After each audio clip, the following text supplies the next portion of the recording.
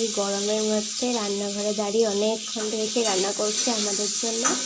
তো মায়ের জন্য আমি একটা জিনিস বানিয়েছি, সেটা দেই এখন মাকে, দেখি মা কী বলে। মায়ের জন্য এই পুদিনা পাতা আর লেবুর শরবতটা বানিয়েছি, তো এটা আমি এখন মাকে দেবো। মা কী করছে এই গরমে? রান্না করছি তোমাদের জন্য। আর রান্না করতে হবে না, এটা খেয়ে দেখো তো কেমন হয়েছে বলো। ঠান্ডা ঠান্ডা খেয়ে দেখো, অনেক তো রান্না করলে, এবার এটা একটু খেয়ে দেখো। ও ঠান্ডা, এটা অনেকক্ষণ থেকেই আমার মনটা চাইছিল এটা খেতে। একটু খেয়ে দেখো, বলো। খাও খাও খাও, এটা বলো কেমন হয়েছে। খুব সুন্দর হয়েছে। ভালো লাগছে? মায়ের সাথে সাথে আমিও নিয়ে নিয়েছি এটা।